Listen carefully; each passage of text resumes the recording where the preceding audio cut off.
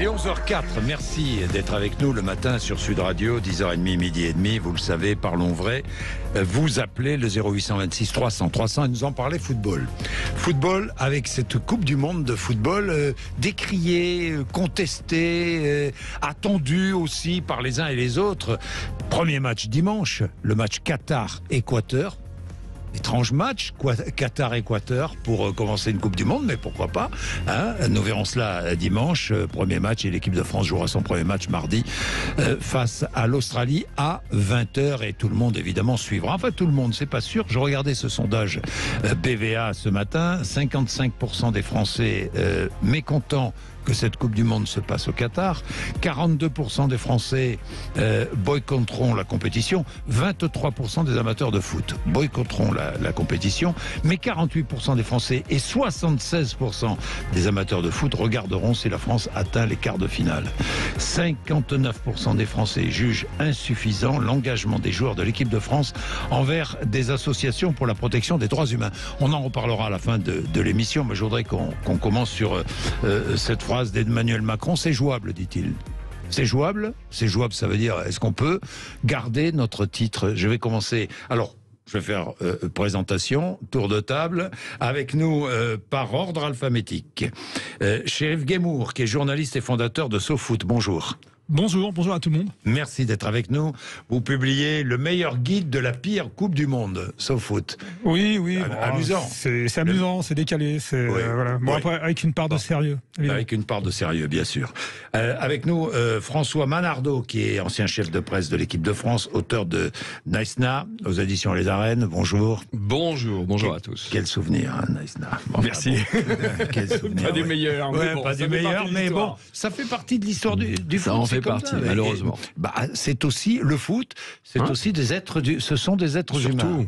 Surtout.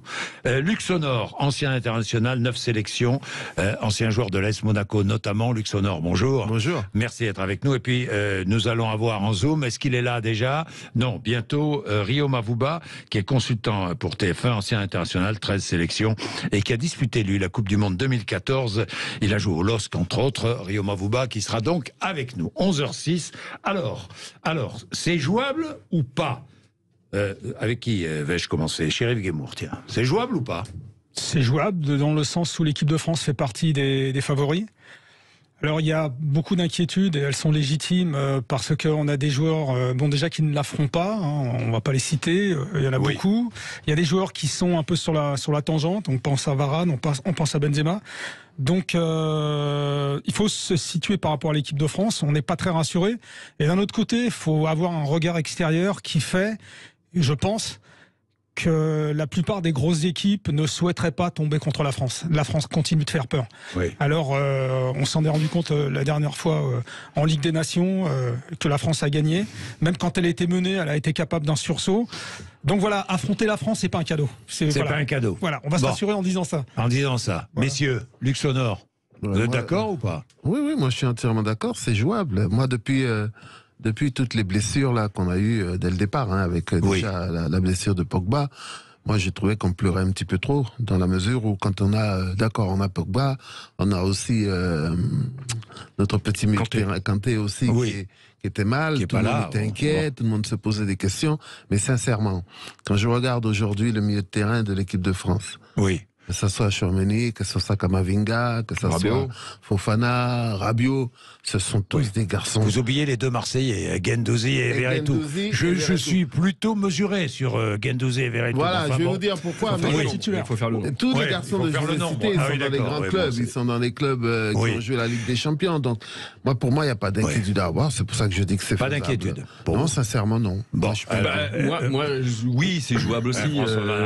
Jean-Jacques, après, je vais pas verser dans l'optimisme comme ça, le plus naïf, mais la météo est un peu nuageuse en ce moment par rapport à la condition physique de cette équipe, mais en fait c'est une météo nuageuse pour beaucoup d'équipes parce qu'une semaine de préparation c'est juste complètement c'est vrai aberrant. Que c'est étonnant. Une semaine de préparation. Voilà des équipes qui se retrouvent dans des conditions en plein mois pour les organismes, en plein mois de novembre jusqu'à pratiquement fin décembre, dans des conditions climatiques totalement déconcertantes. Oui, alors moi je veux bien qu'il y ait partout de la climatisation, ce qui est catastrophique entre parenthèses pour le climat, mais enfin bon, ça c'est autre chose. Il faut insister. Oui. Quand on parle de l'universalité du foot, tous les pays sont éligibles à organiser la Coupe du Monde. Il se trouve que c'est le Qatar. Géographiquement, on va pas parler de politique, pas maintenant. Oui. Géographiquement, on en parlera à la fin de l'émission. C'est pas évident, mais bon, novembre, décembre, c'est quand même plus clément que c'est vrai. Il fait 28 degrés. On a déjà joué des Coupes du Monde au Mexique à 3000 mètres d'altitude, à 40 degrés. Donc à ça. Surtout, ce qui pose problème, c'est alors ça c'est fortuit, c'est involontaire, c'est qu'on sort de la crise du Covid, qui a déjà bousculé pas mal les calendriers et les organismes, parce que les footballeurs, c'est des mécaniques de précision. Quand ils sont arrêtés pendant 2 mois, 3 mois, qu'ils reprennent, ça s'arrête, ça repart. C'est en fait toute cette longue séquence qui commence avec la crise du Covid jusqu'à aujourd'hui, qui a bousculé les calendriers et qui a atteint les organismes, qui fait qu'on arrive à cette hécatombe. Et le pire, je pense, c'est qu'après cette Coupe du Monde, pour l'année 2023, l'hécatombe va continuer. Il va y avoir forcément de la casse. Sûrement déjà pendant la Coupe du Monde et sûrement après. Voilà, il faut le savoir. Il faut le savoir, 0826 300 300, qu'en pensez-vous? Un mot, allez, engagez-vous. Qui sera champion du monde? Engagez-vous. Quelle est l'équipe? L'équipe qui aura le moins déclopé, évidemment. Alors j'espère que ce sera la France. La France, vous pensez? Je l'espère. Oh là là. Luc, après... Brésil. Brésil. Pour moi, sans aucun doute. Argentine, France... non, une seule, shérif, une seule. Ça nous fait un roman. Allez, une seule. Si Benzema est parfaitement rétabli, la France est championne du monde. Voilà. Eh ben moi je dirais le Portugal. Chacun a ça. Hein, je les ai vus encore jouer contre le Nigeria. Ils ont gagné 4-0. Je peux vous dire que c'est fort. Hein. Sans Cristiano. Comment? Sans Cristiano. Sans Cristiano. Je ne les vois pas loin du titre aussi. Ah, donc ça me fait plaisir. Mais c'est très ouvert comme compétition. D'ailleurs, vous faisiez une remarque par rapport au match d'ouverture. Le match d'ouverture, si la tradition avait été respectée, c'était France-Australie. C'était France-Australie, exact. Ben oui. Mais champion du monde. C'est le Qatar qui a imposé? Non, c'était déjà le cas depuis 2000. Théoriquement, c'est le champion du monde qui devrait jouer. En 2010, je crois, on n'avait plus. On n'avait plus. Non, pardon. Allez, précisément 2006. 2006, le match d'ouverture, c'était Allemagne-Costa Rica, et l'Allemagne n'était pas championne du monde. François, on gagne 48 heures de plus pour nous blesser. C'est pas mal. Bon, alors, on se donne 48 heures de plus pour les blessés, c'est vrai. François Manardo, vous connaissez bien, parce que vous avez accompagné l'équipe, vous avez été chef de presse de l'équipe de France. François Manardo, j'ai lu beaucoup de choses, j'ai lu dans des journaux que il y aurait une ambiance moyenne dans l'équipe de France. Déjà je sais pas, j'ai déjà lu ça. Déjà, non, vous n'avez rien entendu de particulier, non, tout va bien. Non, moi, je pense que, vous savez, c'est les résultats aussi qui déterminent très sensiblement l'ambiance, que le premier match, justement, va être prépondérant par rapport à ça. Et c'est une équipe qui est championne du monde, qui a des garanties, qui a, je pense, le meilleur sélectionneur de l'histoire. Oui. Je vois pas un climat délétère, parce que je ne vois pas particulièrement de clan. Après, encore une fois, si ça se passe mal contre les Australiens, alors ça peut être différent. Danger tout de même dans ces Coupes du Monde, et on sait ça, les grandes équipes sont attendues, évidemment, et les grandes équipes sont programmées pour aller au bout. Ça veut dire quoi? Ça veut dire que les équipes théoriquement moins fortes mettent tout leur potentiel dans les premiers matchs, évidemment. Donc le premier match contre l'Australie sera un match difficile. Oui, mais vous n'avez pas eu de préparation. Personne ne préparé, à part le Qatar, qui a ses joueurs concentrés depuis 5 mois.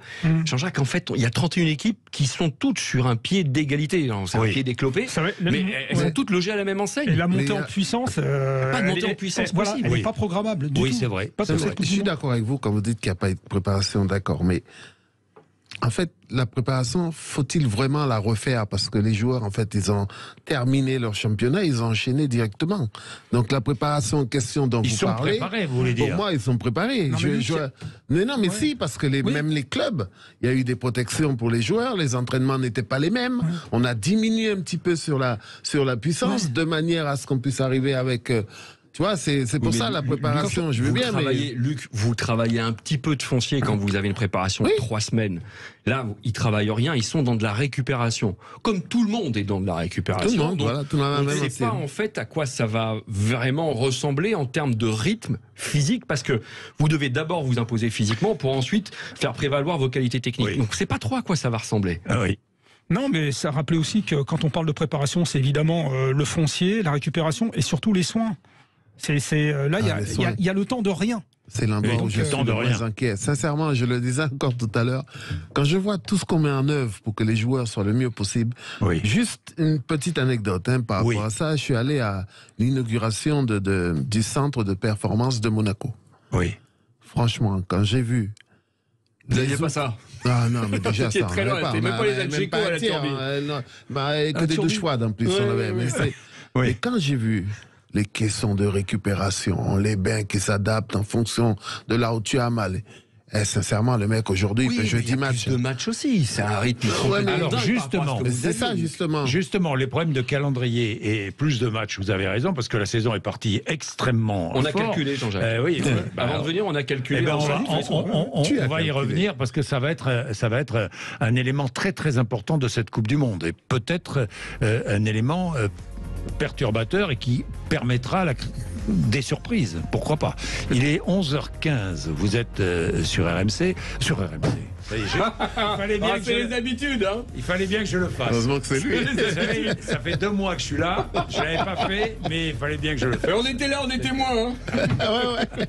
Bon, sur Sud Radio, il est 11h15. N'hésitez pas, 0826 300 300. Ça, je connais bien le nouveau numéro. 0826 300 300. Yannick est dans les Côtes d'Armor, artisan traiteur. Il va suivre la Coupe du Monde et soutenir l'équipe de France. Il est fatigué par toutes les polémiques. Voilà ce que nous dit Yannick, qui sera là dans 2 minutes, 11h15.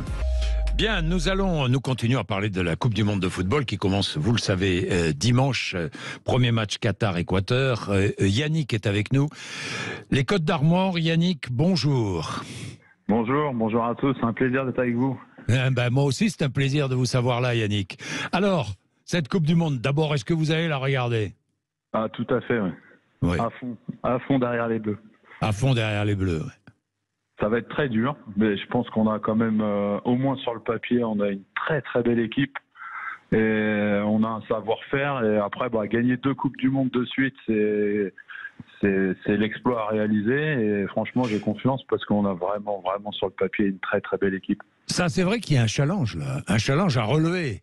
Garder le titre dans l'histoire. Déjà arrivé dans l'histoire, oui, 2 fois. L'Italie et le Brésil. Ouais, 34-38 l'Italie, 58-62. Une autre époque, on jouait pas au foot. C'est une autre époque. Non, personne autour de cette table ne joue au foot. Mais bon, moi, 58, j'étais tout gamin. 58, je me souviens de cette Coupe du Monde exceptionnelle. L'équipe de France, d'ailleurs, 6-3. On a terminé 3e.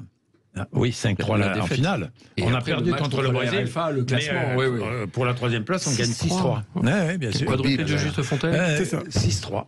Meilleur buteur, Justo. 13 pour l'éternité. Parce que ce record-là, je sais pas. Je sais qu'on n'y sera plus en revanche quand il sera battu. Impossible à battre. Peut-être avec un format. Avec le football actuel, le football vu comme ça se joue maintenant. Il va y avoir de plus en plus de matchs. Pour éventuellement égaler Juste Fontaine, il faut au moins faire un match. Non, un match à. Parce que là, maintenant, c'est 7 matchs quand même. Un quadruplé. Quelqu'un qui part avec un quadruplé. Je rappelle qu'en 70, Gerd Müller, au premier tour, il marque 7 buts sur 3 matchs. Donc, un de plus que Juste Fontaine. Et après, Gerd Müller a un peu fatigué.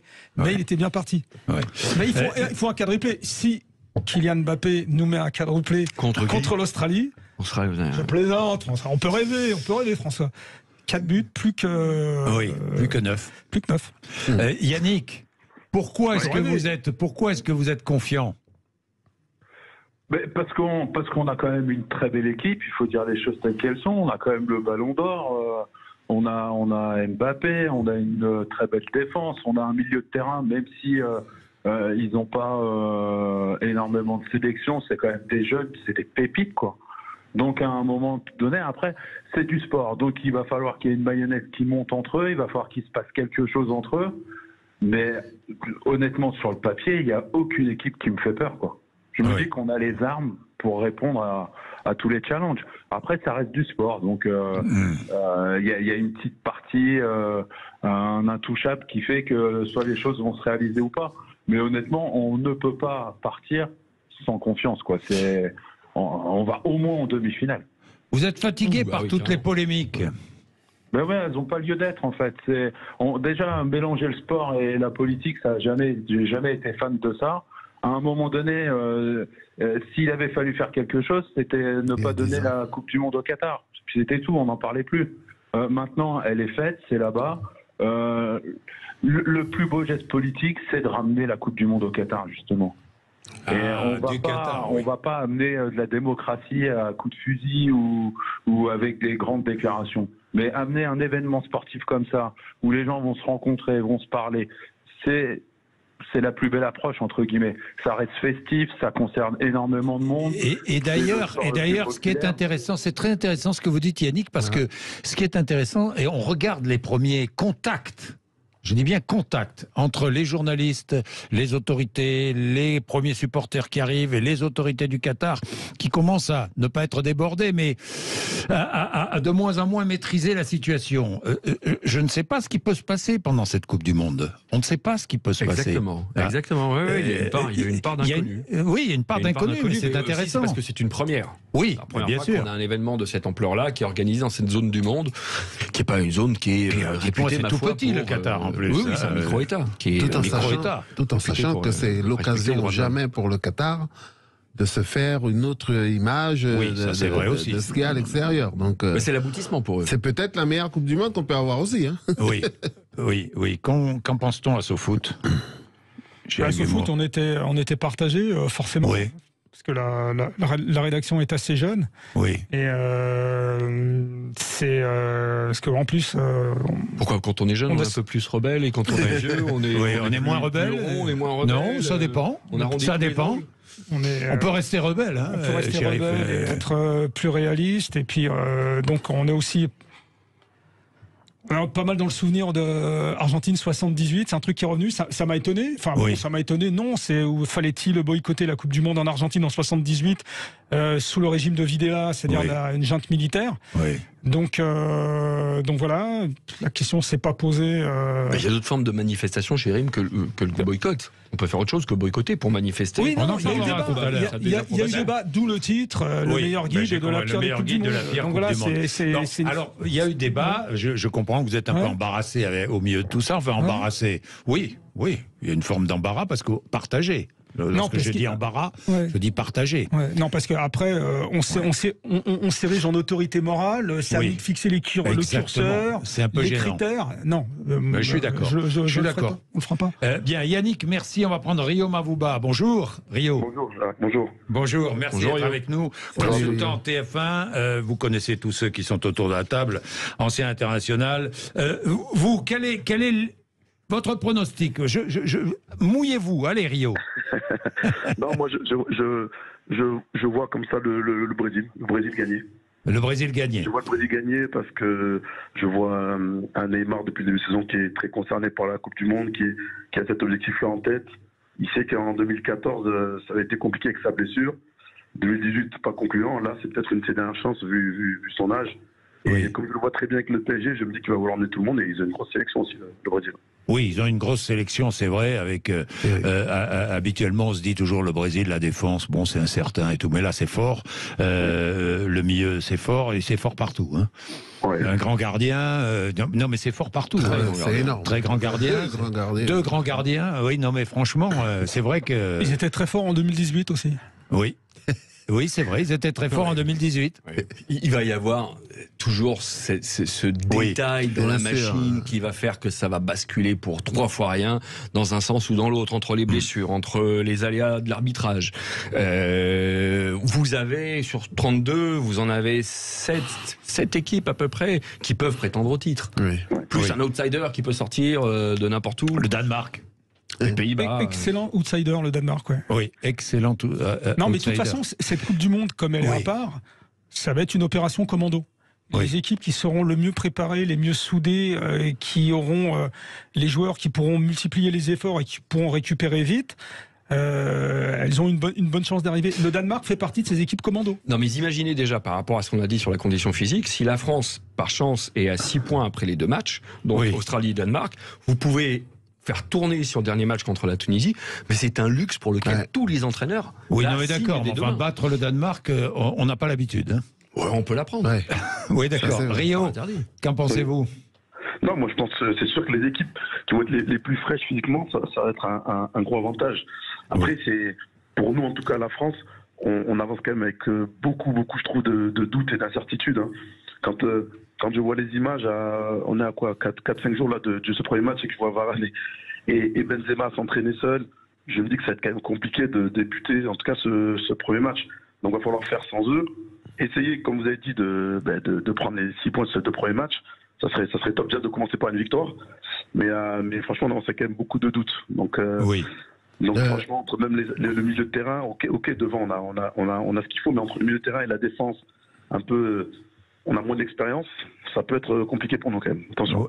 Oui, Luc, vous voulez Non, ce que je voulais dire par rapport à ce que disait Rio concernant l'attaque notamment. Oui. Il y a un garçon qu'on ne cite jamais, c'est Olivier Giroud quand même. Oui. Alors on s'inquiète par rapport à Mbappé, mais Olivier Giroud, avec ce qu'il a produit les derniers temps, qui lui a permis d'ailleurs d'être sélectionné, où il a fait très très mal en Italie.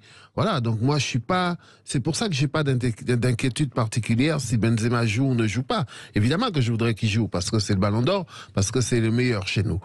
Mais on a un garçon. Il est meilleur que Giroud. Il est meilleur que Giroud, bien sûr. Différent. Pour moi. Mais il n'empêche qu'il y a un garçon comme Giroud qui est là. Et on n'en parle pas. Oui. J'entends personne en parler.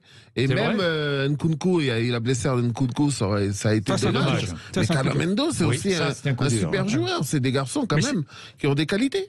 On parle de l'ambiance au sein de l'équipe de France.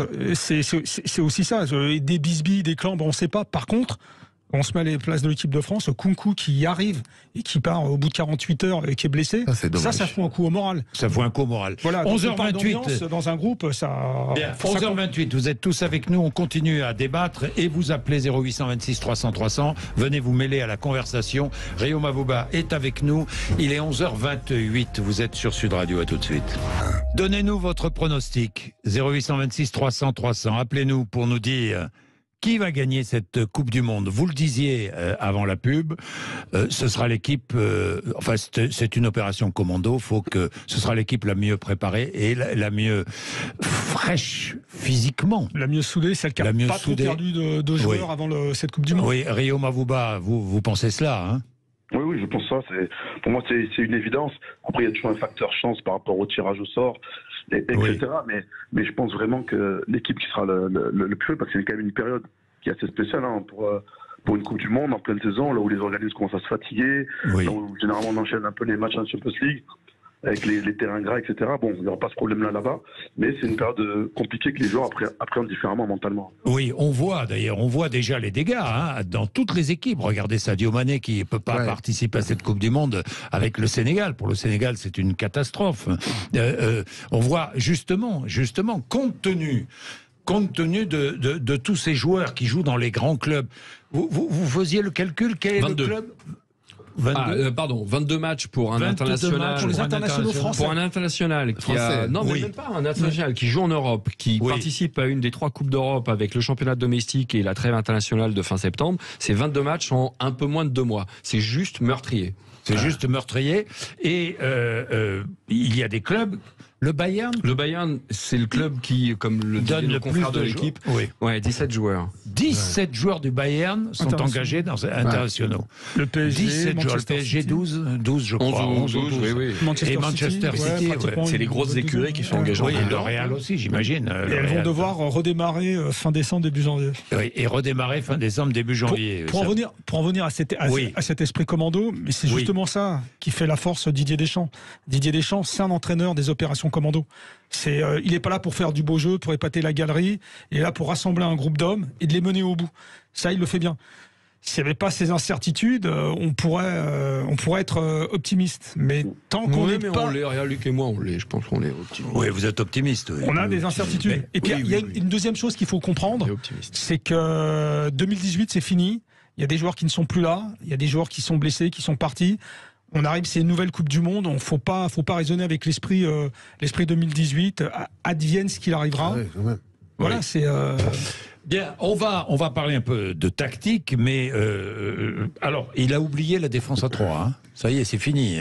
Deschamps a oublié cette défense à 3. Déjà, elle marchait pas des... Je sais pas, elle Ça marchait bien, non? Bah non, apparemment. Il a dit qu'ils vont jouer à 4. Oui, non, 4 derrière. C'est marrant parce que... Il avait ce côté, je pense qu'après le titre de 2018 et les reproches qui ont été faits unanimement sur le jeu des Bleus, il voulait peut-être apporter un peu plus de panache.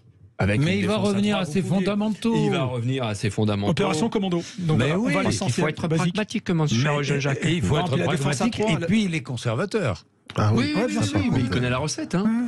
Non, mais ce qui est bien, ce que j'ai trouvé bien dans ce qu'il a fait, dans sa sélection au niveau notamment des défenseurs, moi je trouve que Didier, il a mis un petit peu le doute. Il a mis un petit peu le doute dans la tête de tout le monde, à savoir, je vais jouer à 4, je vais jouer à 3. Pourquoi?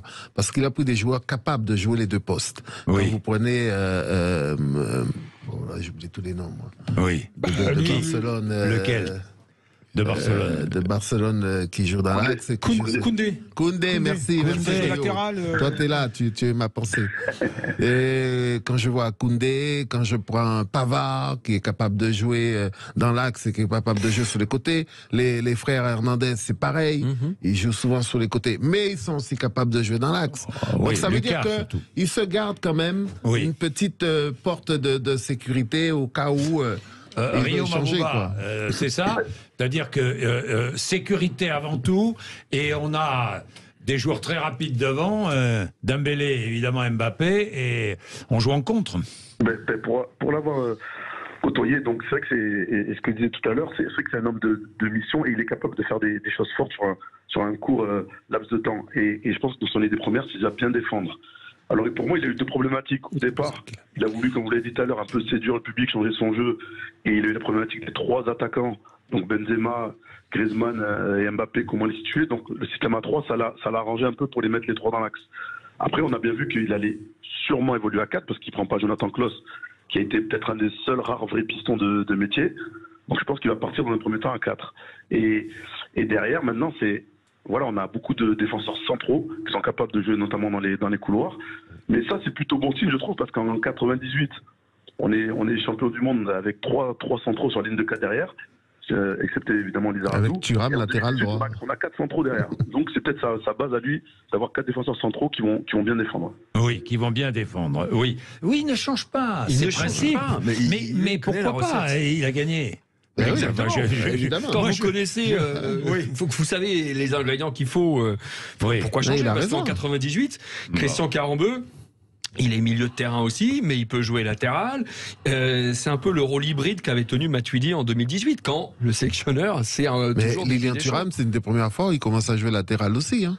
Oui, moi, je jouais à Monaco avec lui à l'époque et il jouait dans l'axe. Et il jouait dans l'axe. Oui, c'est vrai. Alors, pas de brassard arc-en-ciel pour Hugo Lloris. Je change un peu de sujet. Alors, pas de brassard arc-en-ciel.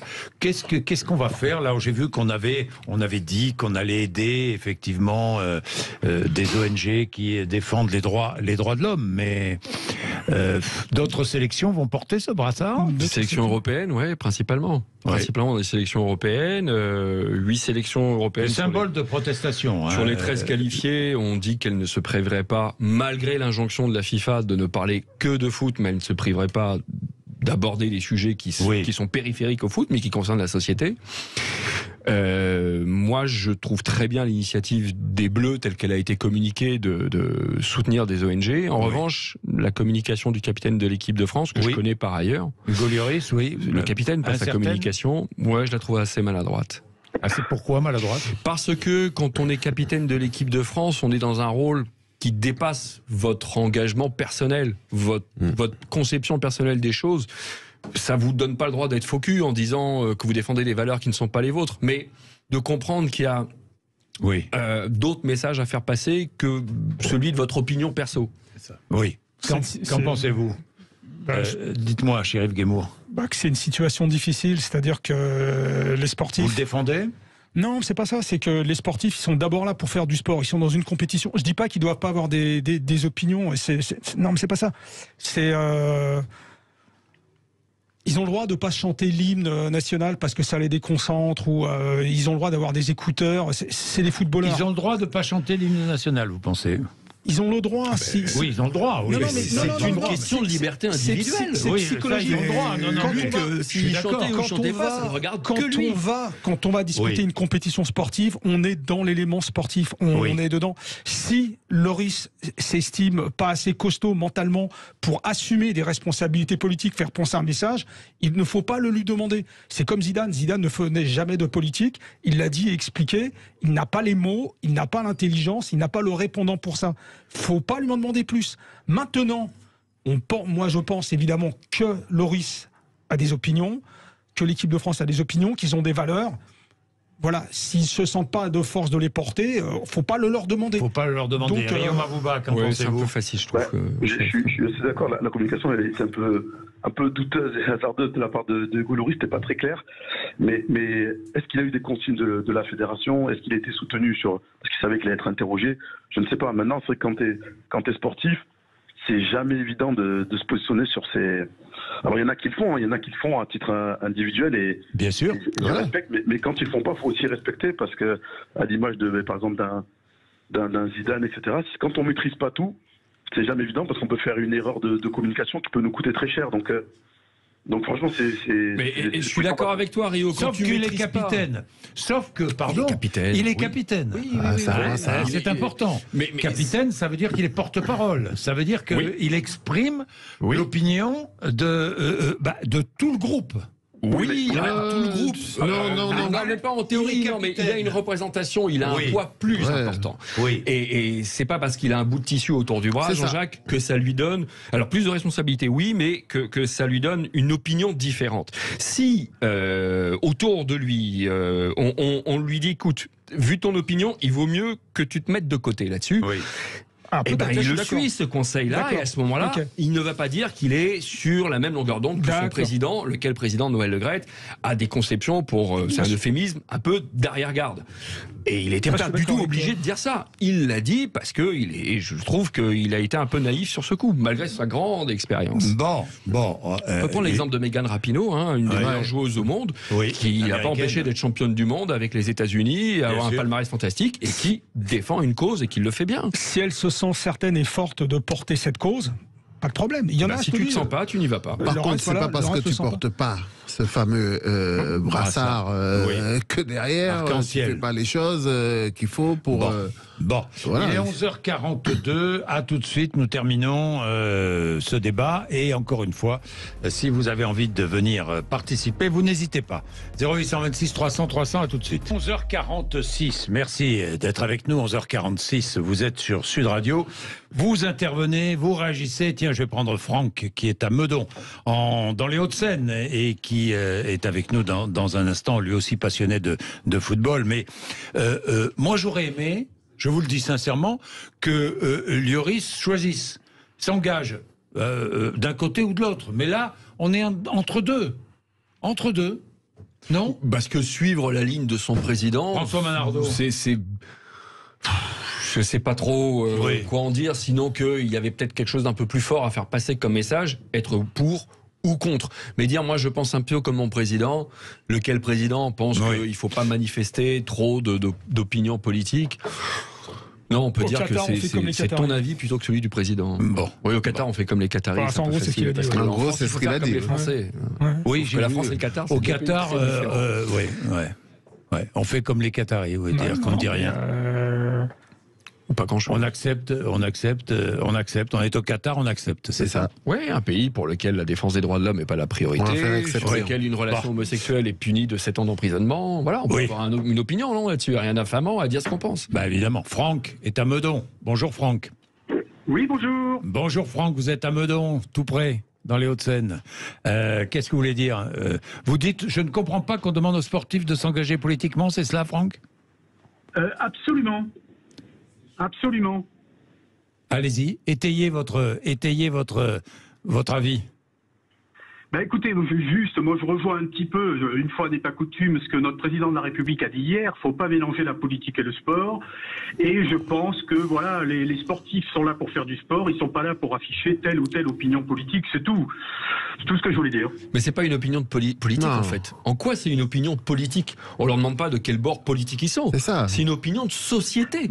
La relation avec la Marseillaise, par exemple, Franck, c'est pas une opinion politique, c'est une relation individuelle avec un symbole très fort de son pays. Moi, personnellement, ma relation à la Marseillaise, ou Jean-Jacques, ou Luc, ou Chérif, on peut tous en parler. Ça n'a rien de politique, je trouve. Franck? Ouais, je suis pas trop d'accord, parce que là, c'est jouer sur les mots, la politique. Enfin, dès lors que vous vous inscrivez dans un discours pour ou contre un grand sujet de société, vous faites de la politique. Évidemment. Oui, bien sûr. Bah, évidemment. Au sens large du mot, évidemment. Ouais, ça dépasse la politique politicienne et on ne peut pas demander à des joueurs qui sont des citoyens par ailleurs de regarder que vos crampons. Mais de toute façon... écoutez, mais moi, je leur demande pas de regarder que leurs crampons. Je leur demande qu'à partir du moment où ils rentrent dans le stade jusqu'au moment où ils en sortent, ils fassent du foot, et que du foot. Maintenant, s'ils veulent exprimer leurs opinions politiques sur les journaux, les radios, les télés, ailleurs que dans le stade, c'est leur droit. Ils sont citoyens comme vous, comme moi, etc. Mais à un moment donné, dans le stade... voilà. C'est-à-dire que dans le stade, pour vous, Franck, c'est à partir du moment où la compétition commence, ils n'ont plus à exprimer d'opinion. Dès qu'on franchit la porte du vestiaire, en fait. Oui. Parce que si on va au bout de la démarche, dans ces cas-là, ils avaient qu'à boycotter la Coupe du Monde. Tellement il y a de choses à dire sur le Qatar, sur le fait que cette Coupe du Monde a été organisée là-bas, etc. Je trouve que le boycott, c'est l'arme la plus mauvaise. Le boycott, c'est l'arme la plus mauvaise. Il faut faire du sport. Faut être dans l'action pour dénoncer les choses. D'abord, faut revenir à l'essentiel. Les footballeurs ne sont pas préparés à exprimer des opinions de société, des opinions politiques. Mais je suis pas d'accord. Faut pas dire ça. C'est les footballeurs. Vous m'avez mal compris. Non, vous m'avez mal compris. J'ai pas dit que c'était des idiots. Ils sont mal préparés parce que de toute façon, quand on prend un engagement, enfin, je veux dire, quand on exprime des idées politiques, sociopolitiques ou n'importe quoi, on sait très bien qu'après, il va falloir l'assumer, qu'il y a du répondant, qu'il va falloir continuer. Ils n'ont pas le temps. Ils n'ont pas, comment dirais-je, c'est pas des hommes politiques, mais non, mais comment ça, ils n'ont pas le temps? Parce que c'est pas, parce que quand même pas le métier qui. Parce que c'est non, c'est pas des hommes politiques, François. Mais oui, c'est pas des hommes politiques, c'est des footballeurs. Mais en même temps, au même titre que nous, on n'est pas des hommes politiques, on peut avoir une opinion. Enfin, moi, je me suis jamais dit, Chérif, pardon, parce que je vais faire du foot, ça m'exonère d'avoir une opinion politique. J'en reviens aux choses essentielles. Si Lloris avait été parfaitement lui-même, c'est-à-dire qu'il peut, comment ça s'appelle, assumer ce qu'il a à dire sur la question homosexuelle, sur le brassard, il l'aurait dit. Moi, je vois qu'il n'a pas été préparé, je vois qu'il n'est pas assez fort psychologiquement pour l'affirmer, comme l'a fait Megan Rapinoe. Megan Rapinoe le fait parfaitement, très bien. Et elle a eu raison de le faire. C'est pas le problème de la cause. C'est est-ce que toi, tu es capable de l'affirmer et de l'assumer par la suite. Rio. Loris n'a pas été capable. Bon, bah voilà. Là, je te rejoins. Par rapport à Megan Rapinoe aussi, est-ce que c'est pas culturel? Aux États-Unis, en plus, c'est plus simple de s'exprimer sur ces sujets-là. En France, on est peut-être vite mis dans une case. Et par contre, c'est vrai que ce que j'aurais aimé peut-être de la part de Loris, c'est qu'il dise ce qu'il pense lui. Et après, bon, voilà. S'il pense l'inverse de ce qu'a dit le président, eh ben voilà, moi j'ai ces idées-là, maintenant. Voilà, le président a décidé une chose, parce que c'est le poste quand même de la Fédé. On se rangera, on portera le brassard. Mais s'il a décidé autre chose, c'est vrai qu'on aurait aimé qu'il s'exprime un peu plus. On va prendre Samy, qui est à Mitry-Mory, en Seine-et-Marne, 38 ans, qui est chef d'entreprise. Samy, bonjour. Oui, bonjour Jean-Jacques, bonjour tout le monde.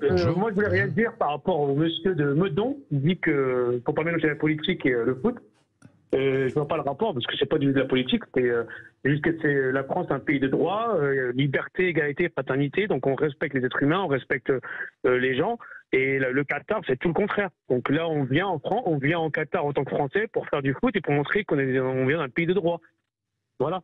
Je vois pas le rapport avec la politique. Donc on s'exprime, vous dites, est-ce que Lloris aurait dû porter ce fameux brassard?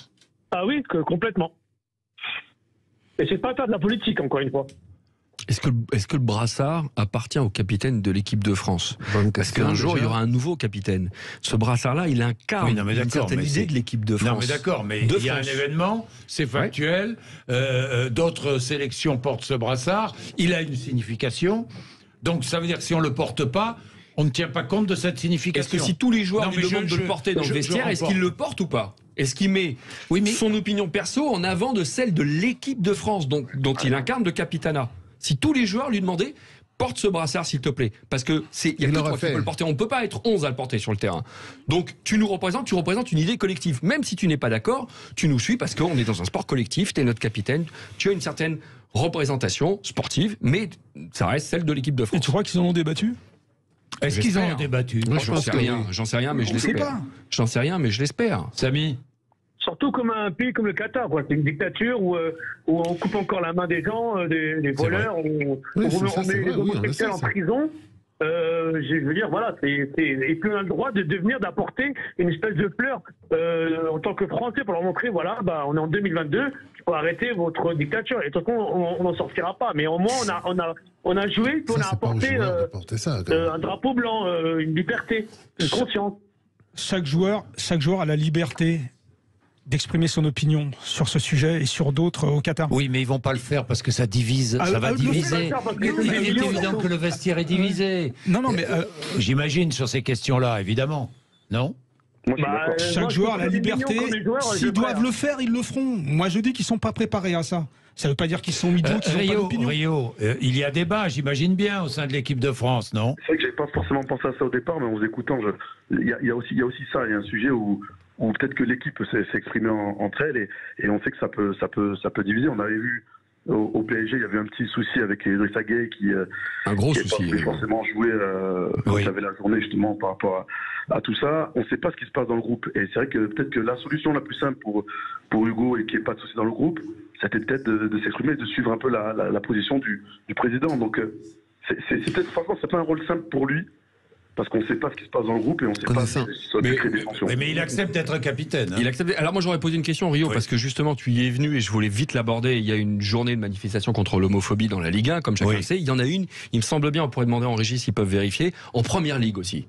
Première Ligue, oui. Hugo Lloris, rappelez-le nous, Jean-Jacques, est capitaine de Tottenham. J'aimerais bien savoir à ce titre-là.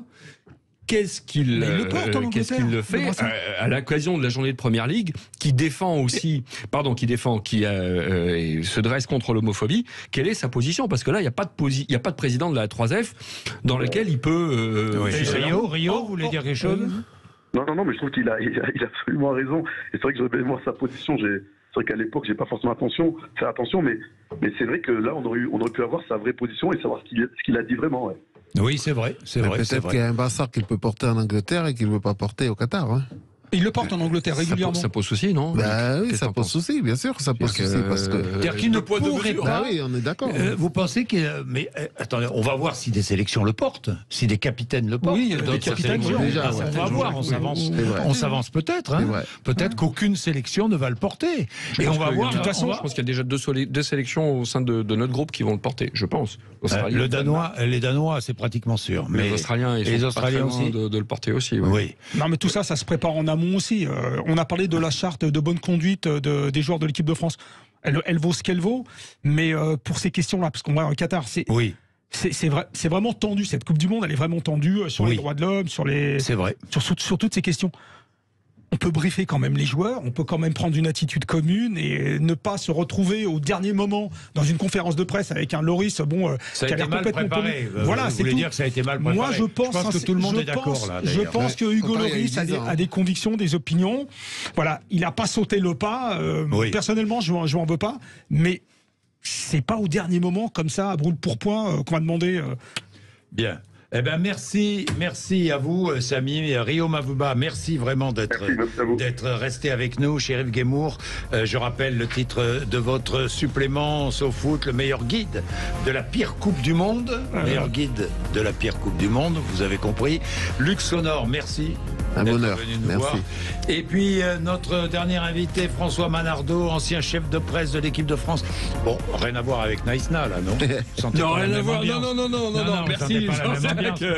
Non, toujours dans la résilience, c'est fait. Hein, donc le bus partira à l'heure et arrivera à l'heure. Non, ça se passera bien. Les acteurs sont différents. Édition Les Arènes, si vous voulez vous replonger dans cette fameuse, terrible. Fameuse, c'est le mot, Coupe du Monde.